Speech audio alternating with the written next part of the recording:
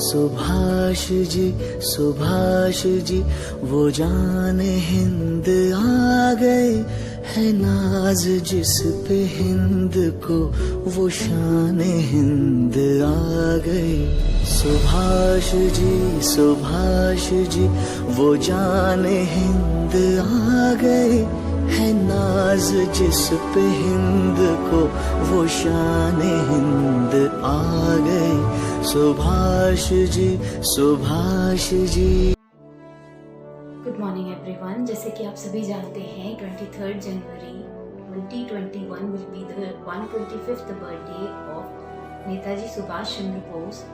और इसी श्रृंखला में डीडी ब्लेसिंग्स परिवार ने एक कार्यक्रम का आयोजन किया है, जिसके लिए मैं सौभाग्यशाली हूँ इस कार्यक्रम को स्टार्ट करने के लिए as a beginner of this programme by way of my webinar. Hearty welcome to you all. And ज़्यादा समय ना लेते हुए मैं इस कार्यक्रम को स्टार्ट करूँगी। एंड आई होप आप अपना कीमती समय मुझे देकर मुझे कृतार्थ करेंगे। I be very grateful to you if you give few minutes of your valuable time for me. वह खून कहो किस मतलब का जिसमें उबाल का नाम नहीं, वह खून कहो किस मतलब का आ सके देश के काम नहीं। वह खून कहो किस मतलब का जिसमें जीवन न रवानी है, परवश होकर जो बहता है वह खून नहीं वह पानी है। जी हाँ, गोपाल प्रसाद व्यास जी की ये जो पंक्तियाँ हैं, इनको नेताजी सुभाष चंद्र बोस जी की स्मृति में उनके सम्मान में प्रशस्त किया गया है। और उन्हीं के बारे में आज मैं इस वेबिनार में आपसे बोलने जा रही हूँ। सुभाष चंद्र बोस जी का जन्म 23 जनवरी 1897 को उड़ीसा के कटक में हुआ था। इनके पिताजी का नाम जानकीनाथ बोस तथा इनकी माताजी का नाम प्रभावती देवी था। इनके पिताजी पेशे से एक लॉयर यानी वकील थे और माताजी एक राजकीय परिवार को बिलोंग करती थी, मतलब एक राजकीय परिवार से थी। बचपन से ही सुभाष चंद्र बोस जी का जो है पढ़ाई में बहुत ही प्रभावशाली छात्र रहे हैं, बहुत ही मेधावी छात्र रहे हैं अपने छात्र जीवन में। और इनकी बीए होने के बाद इनके पिता के दबाव में आकर इनको इंग्लैंड आगे की पढ़ाई करने के लिए इंग्लैंड जाना पड़ा। हालांकि ये नहीं चाहते थे इंग्लैंड जाकर पढ़ना, किंतु पिता के दबाव में आकर इन्हें जाना पड़ा। वहाँ इन्होंने इंडियन सिविल सर्विस का एग्ज़ाम जो है 4th रैंक से क्लियर किया।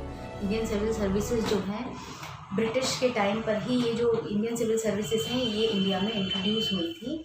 तो इन्होंने इंग्लैंड में रहकर इंडियन सिविल सर्विसेज का जो एग्ज़ाम है वो 4th रैंक से क्लियर करा। लेकिन पराधीन भारत में ब्रिटिशर्स के अंडर काम करना इन्हें मंजूर नहीं था और इसी चीज़ के चलते इन्होंने जो है इंडियन सिविल सर्विसेज को ज्वाइन नहीं किया। एक बड़ा ही प्रेरक प्रसंग है इनके इंटरव्यू के दौरान का, जो कि मैं आप सभी से शेयर करना चाहूँगी। शेयर करना भी चाहिए क्योंकि ये सब बातें किताबों में छुपी होती हैं, इनको बाहर लाने के लिए ही ये स्पेशल डेज जो हैं ये बनते हैं।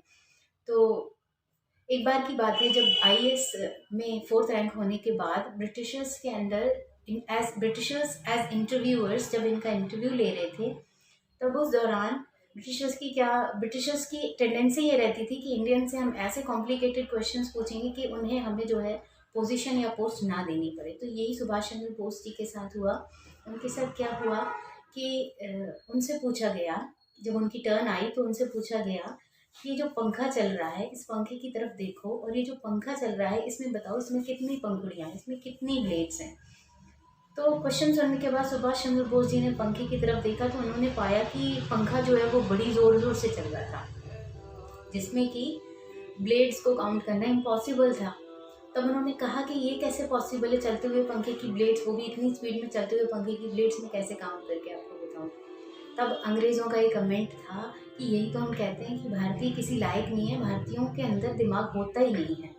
तो सुभाष चंद्र बोस जी ने कहा कि अगर मैं आपको इस सवाल का जवाब दे देता हूँ तो आप मुझसे दूसरा प्रश्न नहीं करेंगे, और दूसरी बात, आपका ये जो कथन है कि भारतीयों के अंदर दिमाग नहीं होता, इसको आप वापस लेंगे।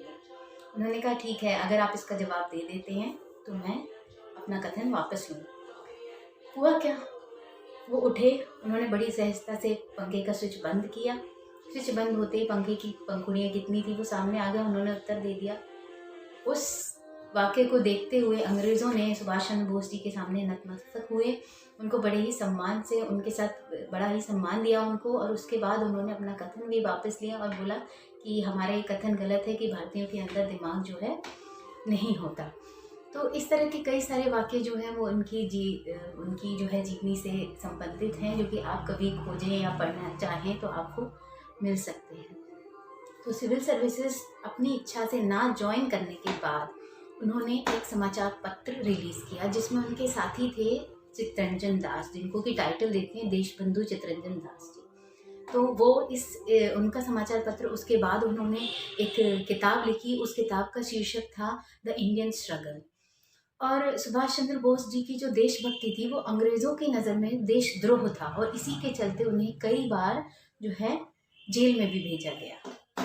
अब इस बात से सभी अवगत हैं कि जर्मनी में रहकर सुभाष चंद्र बोस जी ने आज़ाद हिंद फौज का गठन किया। तो सवाल ये बनता है कि आज़ाद हिंद फौज का जो गठन है वो जर्मनी में क्यों हुआ? इंडियन आर्मी है, एक तरह से इंडियन आर्मी की एक चेन थी वो, तो उसका गठन जर्मनी में करने की वजह क्या थी?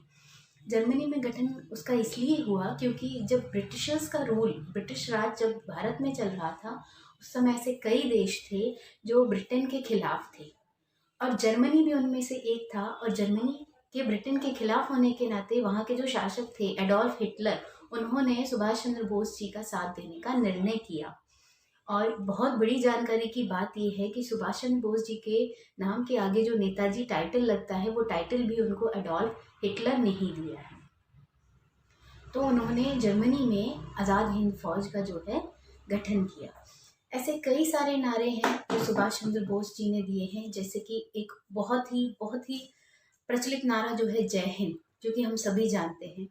एक है तुम मुझे खून दो मैं तुम्हें आज़ादी दूंगा। तो जय हिंद जो नारा है, जय हिंद नारे को भारत सरकार ने स्वीकारा, सरकारी तौर पे स्वीकारा, और वह नारा आज भी जो है हमारी भारतीय सेना ग्रीट करने के लिए इस्तेमाल करती है। हाँ जी, आपने सुना होगा इंडियन नेवी, आर्मी, एयरफोर्स जब भी एक दूसरे को ग्रीट करते हैं सोल्जर्स, वो क्या बोलते हैं? जय हिंद। तो ये जो जय हिंद नारा है ये भी सुभाष चंद्र बोस जी का ही है, जो कि इंडियन आर्मी में आज भी चलता है। एक और बड़ा फेमस नारा इनका है जो कि मुझे बड़ा पसंद है, जिस आदमी के अंदर सनक नहीं होती वह कभी महान नहीं बन सकता। ये बहुत एप्लीकेबल है। अगर आप कुछ करना है तो आपके अंदर उस चीज़ को करने का जुनून होना चाहिए। जुनून का ही दूसरा वर्ड आप सनक उसको समझ सकते हैं। सनक जो है, सनक जिसके अंदर नहीं होती वो कभी महान नहीं बन सकता। महान इन द सेंस वो कुछ भी जो है कीर्तिमान स्थापित नहीं कर सकता। वन मोर, जो कि हमारी डेली लाइफ में हम उसे एप्लीकेबल समझ सकते हैं।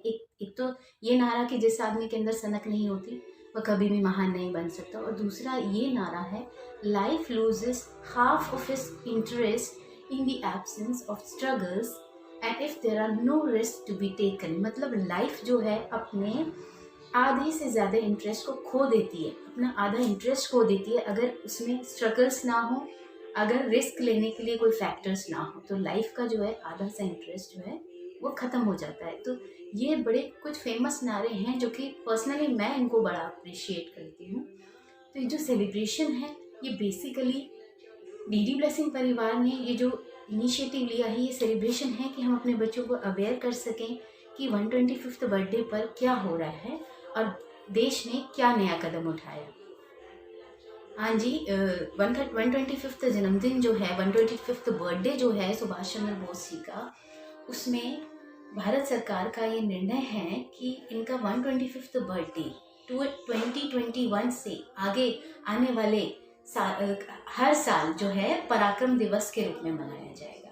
The 125th birthday of Netaji Subhash Chandra Bose will be celebrated as Parakram Diwas from today for the entire upcoming years. यानी जितने भी आने वाले साल हैं उन सभी में इनका जो जन्मदिन है वो पराक्रम दिवस के रूप में मनाया जाएगा। और इसी श्रृंखला में हमने जो है ये कदम उठाया कि हम अपने बच्चों को इस चीज़ के बारे में अवगत करा सकें।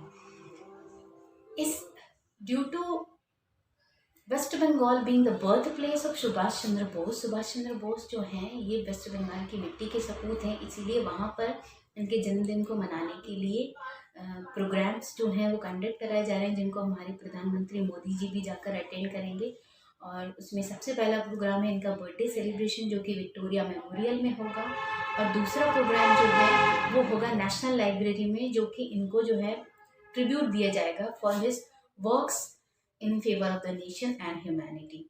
श्रृंखला में मैं अपनी एक सेल्फ कंपोज्ड पोइट्री, एक कविता जो है आपके सामने प्रेजेंट करने जा रही हूँ, जिसका कि टाइटल है, जिसका शीर्षक है फिर सुभाष सा नेता हो।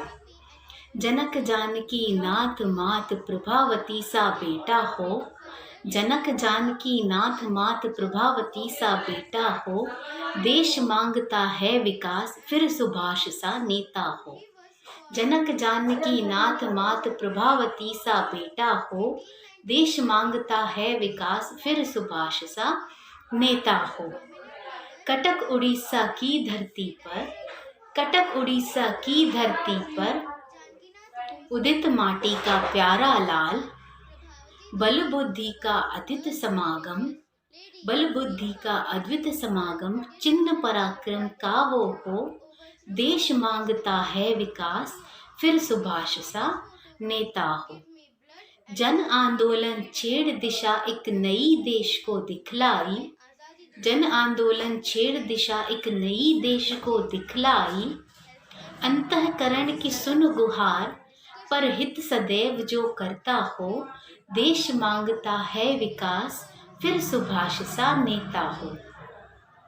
जग के सारे वीर मेधावी करते जिनका अभिनंदन, जग के सारे वीर मेधावी करते जिनका अभिनंदन, दिवस देश प्रेम हो या पराक्रम, जन जन करता है वंदन।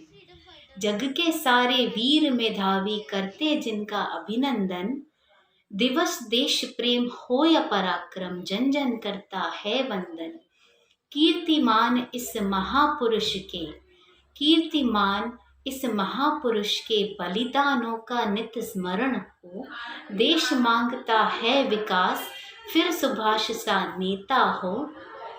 जनक जानकी नाथ मात प्रभावती सा बेटा हो, देश मांगता है विकास फिर सुभाष सा नेता हो। Thank you.